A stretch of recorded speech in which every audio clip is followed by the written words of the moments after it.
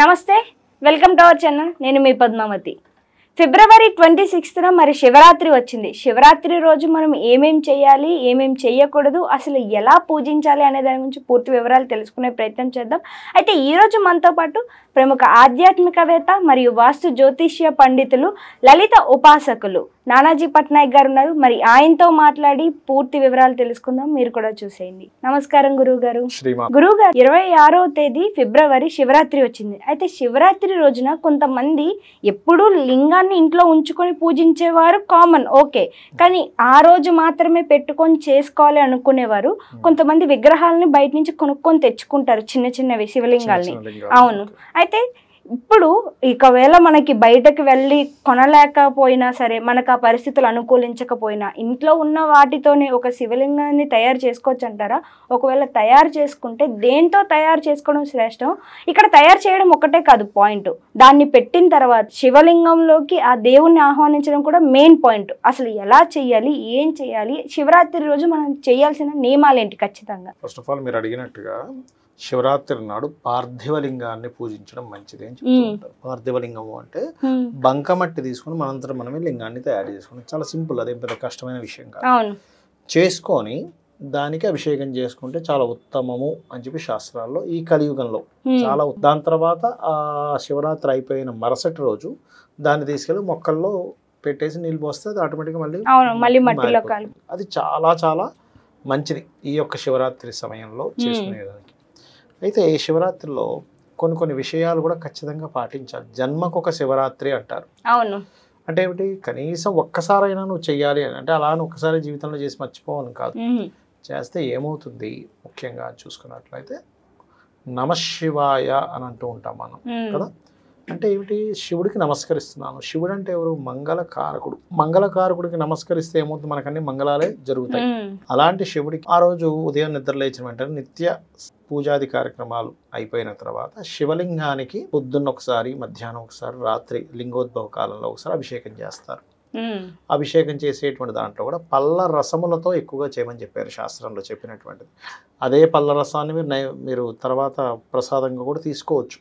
ఖచ్చితంగా ఏకాదశి రోజు ఉన్నట్టుగా కంప్లీట్గా ఉపవాసం ఉండాలని రూల్ లేదు. కాకపోతే ఎందుకుంటారు అంటే, మీరు పొద్దున్నంత శుభ్రంగా తిన్నారనుకోండి అమ్మా, రాత్రికి ఏమవుతుంది, మీరు జాగారం చేయలేరు. కడుపులో ఫుల్గా ఉందనుకోండి, నిద్ర వచ్చేస్తుంది. అందుకని ఆ రోజు ఉండగలము, ఏమీ తినకుండా ఉండగలము అనేవారు ఉండొచ్చు, తప్పు కాదు. శివుని యొక్క నామస్మరణలో ఆ యొక్క ధ్యాసలో ఉంటూ, లేదు అనుకునేటువంటి వారు పండు ఏదైనా తీసుకోవచ్చు శాస్త్రపరంగా చూసుకుంటే.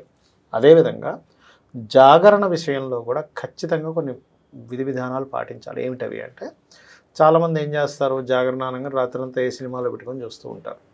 అసలు అలా చేయకూడదు. శివుడి నామస్మరణతోనే గడపాలి. లేదా మనకి వైకుంఠపాలి అని ఉంటుంది, ఏది పాములు నిచ్చెనలు ఉంటాయి అందులో. శివుని నామం తలుచుకుంటూ నమశివాయ అనుకుంటూ వేయడం, అంటే ఆ ఆటలో కూడా శివుని తలుచుకుంటూ చేస్తే మీ లైఫ్లో అప్ అండ్ డౌన్స్ ఏవైతే ఉంటాయో, మన లైఫ్లో కూడా చూడండి, ఒక రేంజ్కి వెళ్తాం, మళ్ళీ పడిపోతాం, మళ్ళీ రేంజ్కి వెళ్తాం. ఆ యొక్క ఆటలో ఎలా అయితే పాము మింగేస్తాం మళ్ళీ నిత్యం దొరికినట్టుగా ఉంటుంది చూసారా. అలా మీ లైఫ్లో ఏదైతే దోషాలు ఉన్నాయో శివనామస్మరణతో చేసేటువంటి సమయంలో ఖచ్చితంగా ఈ దోషాలు ఈ రూపంలో పోతాయి. ఒకటి. ఇంకోటి ఏంటి, చాలామంది రాత్రి జాగరణ ఉంటారు కదా, వాళ్ళ మధ్యాహ్నం పడుకుంటారు. అసలు అలా చేయకూడదు. జాగరణ ఉన్న తర్వాత నెక్స్ట్ డే పొద్దునే మళ్ళీ నిద్రపోతారు. అసలు అలా జాగరణ చేయడం వల్ల మీకు ఎటువంటి ఉపయోగము ఉండదు. మరి ఎలా చేయాలంటే అసలు దీన్ని రాత్రిపూట నేను ఇందాక చెప్పినట్టుగా దేవనామస్మరణతో జాగరణ చేసి నెక్స్ట్ డే మార్నింగ్ వెంటనే పడుకోకుండా నెక్స్ట్ డే అంతా కూడా మెలకుతోనే ఉండి రాత్రికి మళ్ళీ పడుకోవాలి. దీనివల్ల అనారోగ్య సమస్యలు పోతాయి. కానీ గురువు గారు, ఇలాగ రాత్రంతా మరి నిద్ర లేకుండా ఉండి జాగరణ చేయడం వల్ల పొద్దున్న అలసటగా ఉండి ఆటోమేటిక్ గా నిద్ర అనేది వస్తుంది, నిద్ర పోకుండా ఉండగలగాలి. అదే కదా. కానీ ఉద్యోగాలు చేసే వాళ్ళు కూడా కొంచెం ఇబ్బంది పడుతూ ఉంటారు కదా, దీంట్లో ఏమైనా అటు ఇటు మార్చడానికి ఏమి ఉండదు అంటారు. అసలు మీరు ఉండాలి అంటే అట్లా చేస్తున్నారు, అట్లానే ఉండాలి, లేకుంటే ఫలితం దక్కదు అంటారు. ఫలితం దక్కదు. అలా ఎప్పుడైతే ఉన్నారో ఆటోమేటిక్ గా ఏమవుతుంది అంటే డీప్ స్లీప్లోకి వెళ్ళిపోతాడు నెక్స్ట్ డే నైట్ పడుకోగానే. ఎప్పుడైనా చూడండి, మనకి ఏదైనా అనారోగ్య సమస్య చేసినప్పుడు డాక్టర్ గారు ఏం చేస్తారు, టాబ్లెట్స్తో పాటు మీకు డీప్ స్లీప్లోకి వెళ్ళడానికి ఒక టాబ్లెట్ ఇస్తాడు. డీప్ స్లీప్లోకి మీరు ఎప్పుడైతే వెళ్ళారో ఏమవుతుంది, హెల్త్ కొంచెం సెట్ అయిపోయినట్టు అనిపిస్తుంది. ఎప్పుడైనా బాగా నిద్ర పట్టింది అనుకోండి, ఏమవుతుంది మీకు, అబ్బా చాలా ఫ్రీ ఉంది ఇప్పుడు అంటాం. అంటే అర్థం ఏమిటి, బాగా డీప్ స్లీప్లోకి వెళ్తే మన హెల్త్ ఇష్యూస్ తగ్గుతాయి. అందుకని నియమం పెట్టారు. అదే కాకుండా మనకి సంవత్సరానికి ఒకసారి వచ్చేటువంటి శివరాత్రి ఏదైతే ఉందో ఆ సమయంలో గ్రహాలు రెండు కూడా అంటే రవి చంద్రులు ఇద్దరు కూడా కుంభరాశిలో ఉంటారు. కుంభరాశిలో రవిచంద్రులు ఉన్నప్పుడు ఏంటంటే కుంభరాశి అనేటువంటిది ఏం రాస్తుంది, మీ యొక్క డిజైర్స్ ఫుల్ఫిల్ అయ్యే టైం 11 న్యాచురల్గా లాభస్థానం, అది సహజ లాభస్థాన రాశి అది కుంభరాశి అనేటువంటిది. సహజ లాభంలో మనస్కారకుడు అదేవిధంగా ఆత్మకారకుడు వీరిద్దరూ కలిసి మనసు ఆత్మకారకుల రెండు ఉపాసనా స్థానాన్ని చూస్తున్నాయి కాబట్టి ఆ రోజు సూర్యుడికి ఆపోజిట్ అంటే చీకటి కాబట్టి రాత్రి సమయంలో జాగరణ ఉండే శివరాత్రిని జరపాలి.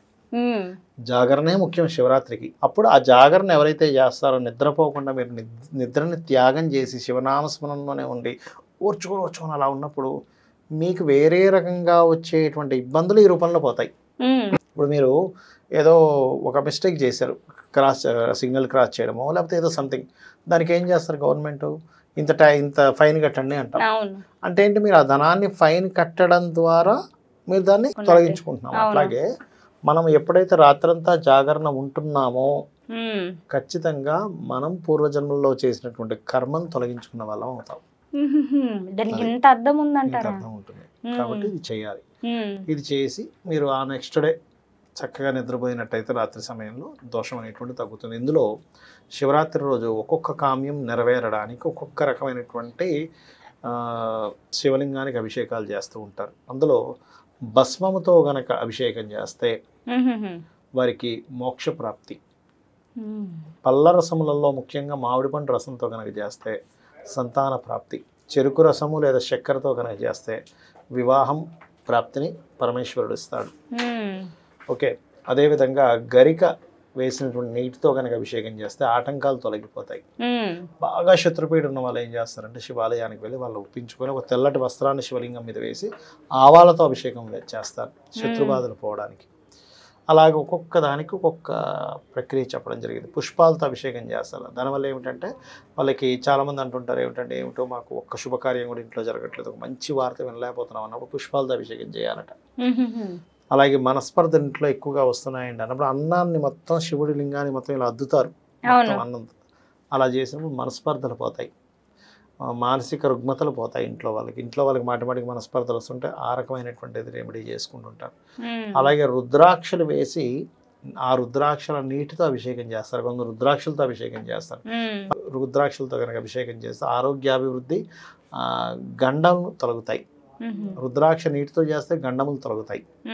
ఇట్లా ఒక్కొక్కటి చెప్పడం జరిగింది. అందులో మళ్ళీ ఇంట్లో కనుక నిత్యము స్ఫటికలింగంతో చేస్తే స్ఫటిక మరియు పాదరసింగ లింగాన్ని కనుక మీరు నిత్యము గనక మీరు అభిషేకం చేసినట్లయితే దానివల్ల కోరికలు నెరవేరుతాయి అంటూ ఉంటారు.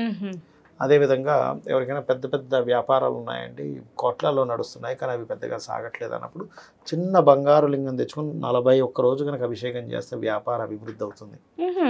ఇట్లా ఒక్కొక్కటి కాదు, ఇప్పుడు మనకి మోక్షమే రావాలి బిందులింగం అంటారు. అంటే ఒక